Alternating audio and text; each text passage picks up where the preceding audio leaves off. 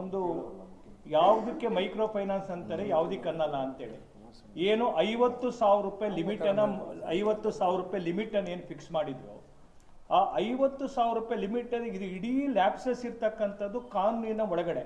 ಅವರೇನೋ ಒಂದು ಒಳ್ಳೆ ಪ್ರಯತ್ನ ಮಾಡಿದರು, ಆದರೆ ಅದನ್ನು ಹೇಗಾರು ಮಾಡಿ ಅದನ್ನು ನಲ್ಲಿಫೈ ಮಾಡಬೇಕು ಅಂತ ಈ ಸರ್ಕಾರ ಈ ಕಾನೂನನ್ನು ಅನುಷ್ಠಾನ ಮಾಡೋದ್ರ ಒಳಗಡೆ ಒಟ್ಟು ಆ ಕಾನೂನಿನ ಅರ್ಥ ಬರಬೇಕಾಗಿತ್ತು ಮೈಕ್ರೋ ಫೈನಾನ್ಸ್, ಅದನ್ನು ತಪ್ಪಾಗಿ ಮಾಡಿರೋದ್ರ ಕಾರಣಕ್ಕೋಸ್ಕರ ಕರ್ನಾಟಕದಲ್ಲಿ 55 ಲಕ್ಷ ಪ್ರಕರಣಗಳು ಈ ಥರದ್ದು ರಿಜಿಸ್ಟರ್ ಆಗಿದೆ. ಇವತ್ತು ರಾಮನಗರ, ಹಾವೇರಿ, ಬಾಗಲಕೋಟೆ ಈ ಮೈಕ್ರೋ ಫೈನಾನ್ಸ್ನಲ್ಲಿ ಕಿಡ್ನಿಗಳನ್ನ ಮಾರಾಟ ಮಾಡ್ಕೊಂಡಿದ್ದಾರೆ. ದುಡ್ಡು ಕೊಡೋದಿಲ್ಲ ಅಂತಂದ್ರೆ ಬಡವ್ರದ್ದು ಕಿಡ್ನಿನ ಹಣಕ್ಕೆ ವಜಾ ಮಾಡ್ಕೊಂಡಿದ್ದಾರೆ. ಅಂಗಾಂಗಗಳನ್ನು ಮಾರಾಟ ಮಾಡೋ ಸ್ಥಿತಿಗೆ ಈ ರಾಜ್ಯ ಸರ್ಕಾರ ತಂದಿಟ್ಟಿದೆ. ನಾಳೆ ಸಂಪುಟದ ಸಭೆ ಇದೆ, ಇದಕ್ಕೆ ಸಂಬಂಧಪಟ್ಟಾದಾಗೆ ವಿಶೇಷವಾಗಿ ತಗೊಳ್ತಾರೆ ಅಂತ. ನಾಳೆ ಇದೆ ಇವತ್ತು ಅಥವಾ ನಾಳೆ ಇದೆ ಸಂಪುಟ. ಇವತ್ತು 3 ಗಂಟೆಗೆ ಸಂಪುಟದ ಸಭೆ ಇದೆ.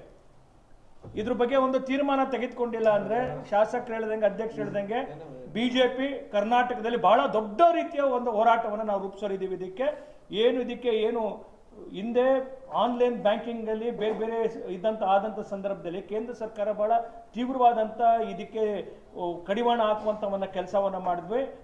ಆದರೆ ಕರ್ನಾಟಕ ಸರ್ಕಾರ ಎಲ್ಲಿದೆ? ಗೌರ್ಮೆಂಟ್ ಎಲ್ಲಿ ಎಕ್ಸಿಸ್ಟ್ ಇದೆ ಹೇಳಿ? ಸರ್ಕಾರ ಅನ್ನೋದೇ ಎಲ್ಲಿಲ್ಲ, ಅಸ್ತಿತ್ವವೇ ಇಲ್ಲ.